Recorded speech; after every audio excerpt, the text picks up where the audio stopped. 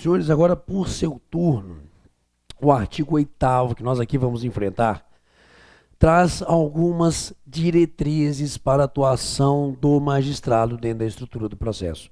Não apenas ele, artigo 139 e outros ditam incumbência, mas aqui a lei vem estabelecendo parâmetros, podem ter certeza, para que o juiz atue dentro do processo, na busca de um processo democrático e justo, senhores. Vamos a ele? Olha ali. Ao aplicar o ordenamento jurídico, o juiz atenderá aos fins sociais, bem como às exigências do bem comum, resguardando e promovendo dignidade, proporcionalidade, razoabilidade, legalidade, publicidade e eficiência. E percebam como que a lei vem dando ao juiz diretrizes. Palavras que aqui lançadas no artigo 8º e que vistas em conjunto, ditam parâmetros interpretativos e de atuação do juiz em cada caso concreto. Não criando generalizações, podem ter certeza. Porque, de novo, a visão tem que ser muito individualista. Cada processo é uma realidade. Cada parte trazida para dentro da relação processual tem uma realidade. Competindo ao juiz, atuando positivamente no processo, verificar justamente esses elementos específicos e aí aplicar corretamente o ordenamento jurídico pátrio, tanto material quanto processual, para a busca e construção desse processo justo. Voltamos ao texto. Tecnicamente referido dispositivo se volta à atuação do magistrado, como nós aqui estamos insistindo com os senhores, correto? E como ele deve aplicar o ordenamento jurídico, insisto, seja processual, seja material, fixando parâmetros de hermenêutica, deixando claro, senhores, o escopo social do processo, ok? Esse artigo, me diz a professora Tereza Arruda Alvim, estabelece alguns parâmetros à luz dos quais o juiz deve aplicar o ordenamento jurídico processual para presidir o procedimento e material, como eu falei com os senhores, para decidir a lide. E sobre os fins sociais e as exigências do bem comum, nós observamos, senhores, aqui, que essa é a primeira parte, justamente, desse artigo 8º. Ao aplicar o ordenamento jurídico, o juiz atenderá aos fins sociais, bem como às exigências do bem comum. Senhores, por gentileza, não é uma novidade dentro da situação normatizada exigir do juiz esse tipo de comportamento. Há muito, brother. Nós já temos lei, e que mesmo ela não existisse, é do próprio processo que a gente busque esse escopo social, ok? E ela, lei de introdução ao Código Civil, que agora chama-se Lei de Introdução às Normas do Direito Brasileiro, mas que eu morrerei chamando de LIC, ok? Tudo bem, mudaram o nome, cara, continua sendo Lei de Introdução ao Código Civil para mim, tá bom? Se quiser brigar comigo, pode, problema nenhum. Garanto que tem muita gente aí que está me assistindo que também não chama a lei de introdução de LINDB, continua chamando de LIC. E quando eu falo LIC, todo mundo entende, todo mundo tá ligado, joga lá. Tá ali, A devida atenção aos fins sociais do ordenamento jurídico e o foco nas exigências do bem comum, como regra de atuação jurisdicional do magistrado, aqui presente na parte 1ª do artigo 8º, como eu marquei diferenciado para os senhores, já está há muito prevista no aparato normativo nosso. Senhores, artigo 5º do Decreto-Lei 4657, o que eu continuo chamando de LIC, beleza? Na aplicação da lei, o juiz atenderá aos fins sociais a que ela se dirige e às exigências do bem comum. Tem diferença entre o que aqui nós estamos lendo e aquilo que nós encontramos, senhores. Aqui na primeira parte do artigo 8º, sim, nós substituímos a expressão lei por ordenamento jurídico. Nós substituímos acertadamente a expressão lei do artigo 5º da LIC por ordenamento jurídico no artigo 8º, sendo essa a melhor e atual visão do processo. Senhores, a lei uma das fontes do direito, mas não necessariamente a lei carrega tudo aquilo que deve o juiz respeitar, ok? Portanto, quando nós ampliamos a expressão, tiramos lei e colocamos no lugar dela ordenamento jurídico, senhores, nós estamos pensando na Constituição. Nós estamos pensando em usos e costumes, ok? Nós estamos trazendo um conceito de justiça. Porque muitas vezes a lei não reflete aquilo que a gente vive em sociedade. E muitas vezes existem leis que são completamente contrárias ao nosso ordenamento, visto como um todo, inclusive a própria Constituição. Tanto que a própria linguagem, entendam isso por gentileza, muda muito. Por exemplo, Ministério Público não é visto mais no Código de Processo Civil como fiscal da lei, mas é fiscal da ordem jurídica, senhores. A ordem jurídica, ordenamento jurídico, não se confunde apenas com a lei. A lei é um dos itens de composição do ordenamento jurídico. O juiz deve olhar o ordenamento jurídico para aplicá-lo num determinado caso concreto. Não apenas uma situação de lei, pura e simplesmente. Portanto, há uma evolução de linguagem, que muito mais do que uma evolução de linguagem, é uma figura demonstrativa daquilo que a gente quer construir em termos de processo. Professor Daniel Assunção. Senhores, ao prever que o juiz, ao aplicar o ordenamento jurídico, atenderá aos fins sociais e às exigências do bem comum, ok?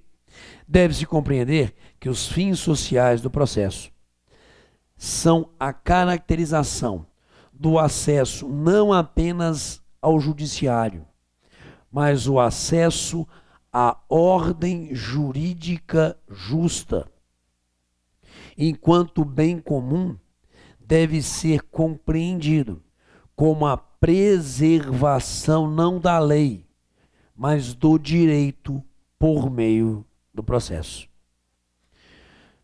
Senhores, percebam o escopo social da lei e, do ordenamento jurídico e como que o juiz deve buscá-lo na sua aplicação. É de suma e essencial importância, por gentileza, essa visão que a gente aqui está trabalhando com os senhores, ok? Portanto, peço que leiam de novo o Daniel nessa forma dele falar. Joga para mim. Fins sociais, acesso à ordem jurídica justa. Bem comum, preservação do direito por meio do processo. Se a gente introjetar essa visão aqui extremamente bem colocada pelo Daniel, senhores, nós conseguiremos realmente pensar num parâmetro de atuação interpretativo do juiz dentro de cada caso concreto. E aqui me permitam um texto nosso, joga lá. Assim, nada de revolucionário, entendam aqui o que eu trago, essa ideia entre aspas de revolução, tá certo, senhores? Assim, nada de revolucionário se estenderá da análise da primeira parte do artigo aqui debatido.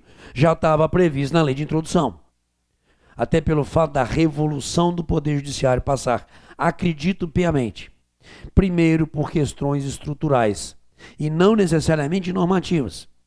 E segundo, por termos magistrados, promotores, advogados, servidores efetivamente vocacionados e ligados de corpo e alma aos ideários maiores da justiça, que é dar a todos acesso a uma ordem jurídica justa e ver o processo como um meio de preservação do direito.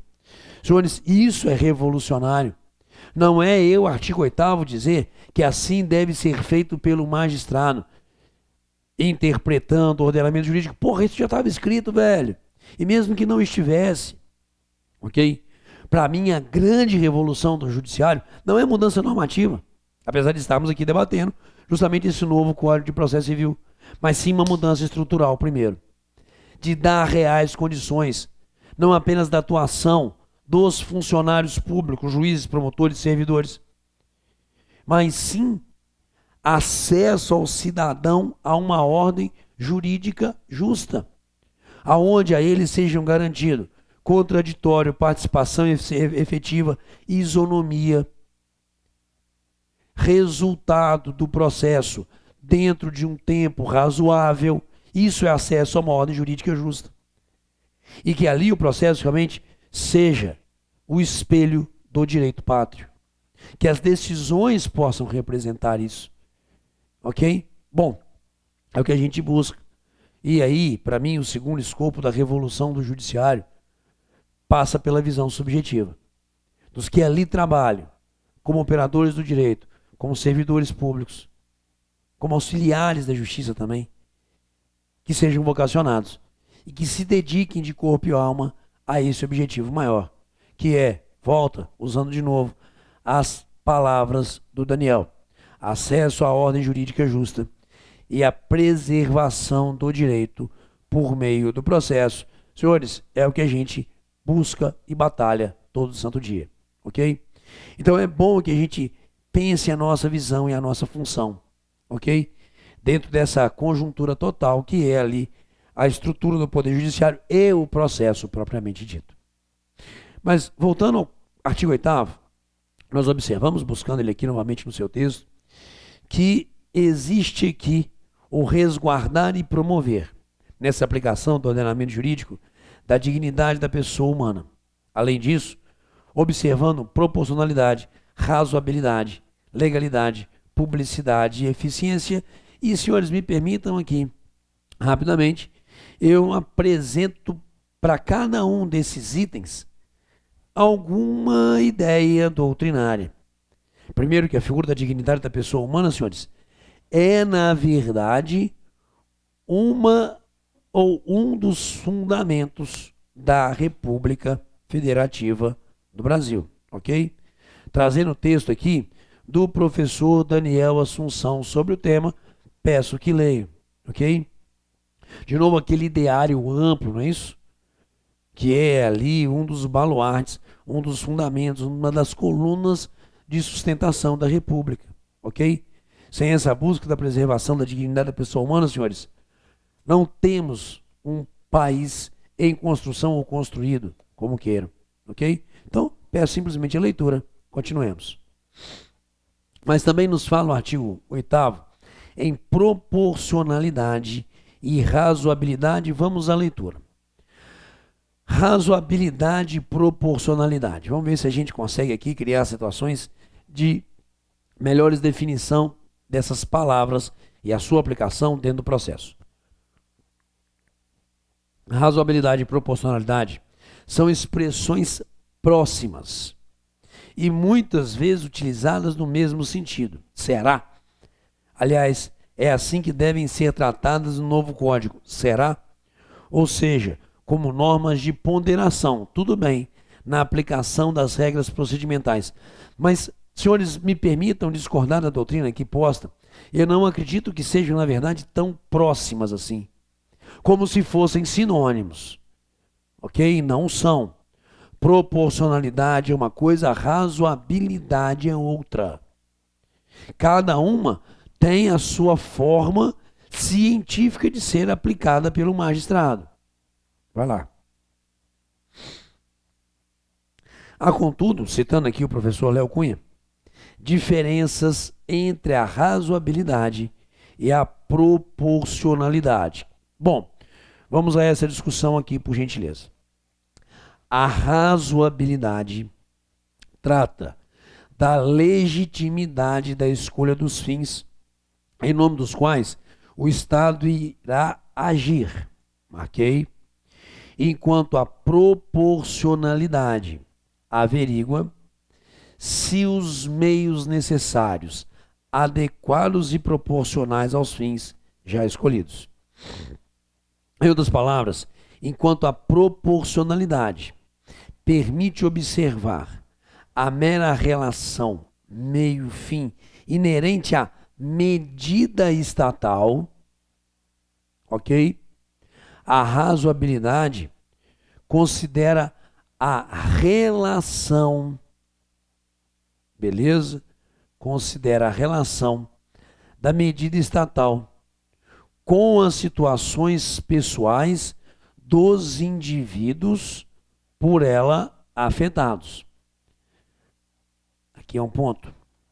Na aplicação tanto da razoabilidade quanto da proporcionalidade, há um juízo de ponderação, voltamos à visão do magistrado. É ele que deve ponderar. Primeiro, na minha visão, as situações pessoais dos indivíduos dentro da relação processual, ok? A relação pessoal dos indivíduos dentro da relação processual. Me permitam um exemplo aqui, senhores, ok? Razoabilidade, proporcionalidade. Eventualmente, é uma coisa muito aplicada no direito de família. Eu vou trazer um exemplo que me veio à mente aqui agora. Senhores, divórcio, ok? Um desses da relação, seja ele homem, mulher, para a gente pouco importa a questão do gênero. Um desses da relação que está a se dissolver é pessoa que não trabalha, que ficaria ali cuidando do lar, ok? Mas que tem lá seus 30 anos. Mas que há uns 5, basicamente, vive das benesses econômicas e da produção laboral do outro. Tudo bem, questão de ajustamento dentro da relação deles, ok? Só que essa relação é trazida ao Poder Judiciário sob o pedido de alimentos. Senhores, é razoável que se dê a esse cidadão alimentos? Acredito que seja razoável, ok? Por que que é razoável?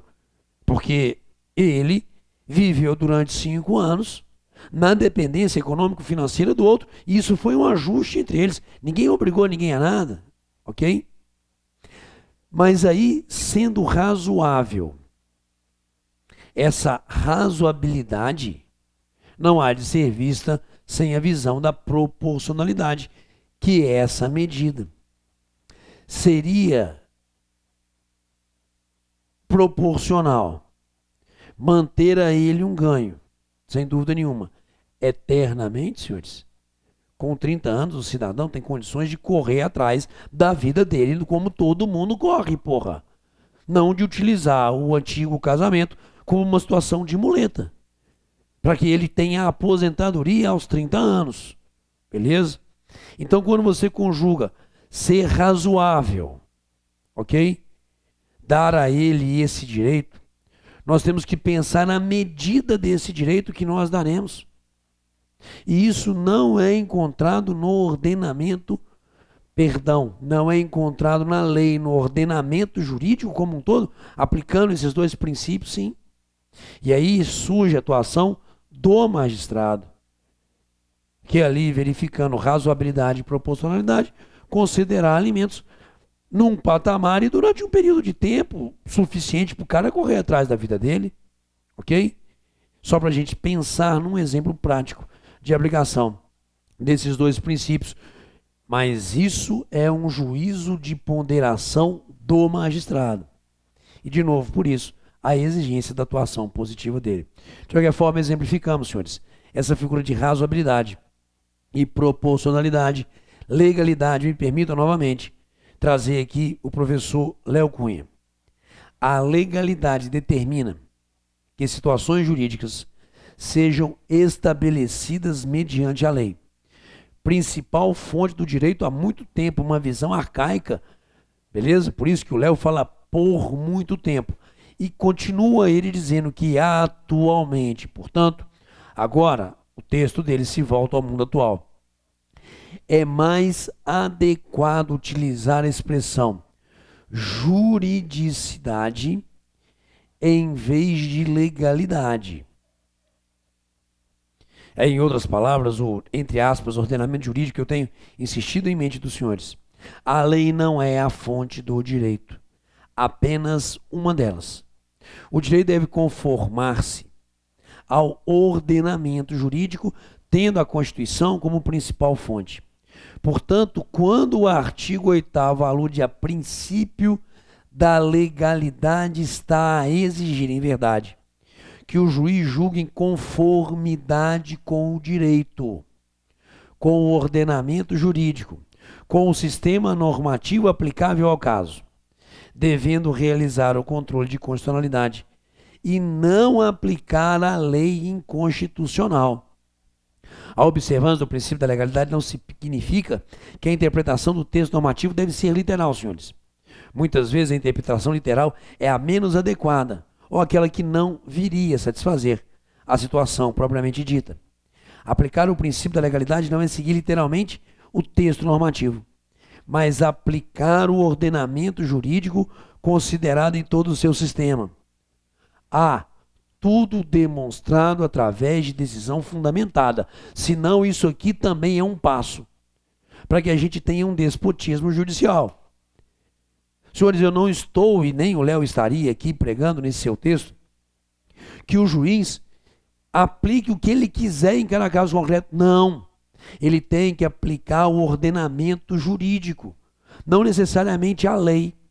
Mas para isso ele tem que trazer a decisão fundamentada, que explique os caminhos mentais, legais, de direito, por ele percorrido, para dar uma decisão adequada e justa naquele caso concreto.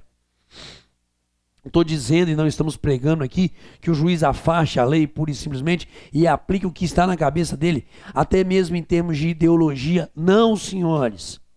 Respeito à Constituição, aos ditames ali previstos, ok?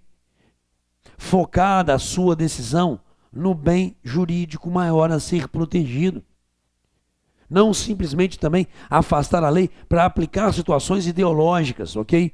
Ou casuísmos, como muitas vezes a gente vê, inclusive, nos nossos tribunais. Não.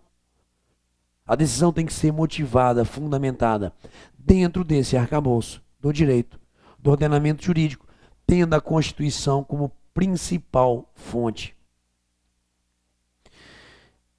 Só que muitos usam dessa visão possível, senhores, do princípio da legalidade aqui visto nessa extensão, para proferir decisões injustas, ideológicas ou casuísticas. E são problemas que a gente enfrenta no dia a dia, mas estamos na batalha. Continuamos, senão a gente fica aqui 2 horas discussando sobre isso. Senhores, princípio da publicidade. Também trazido aqui dentro dessa estrutura do artigo 8º.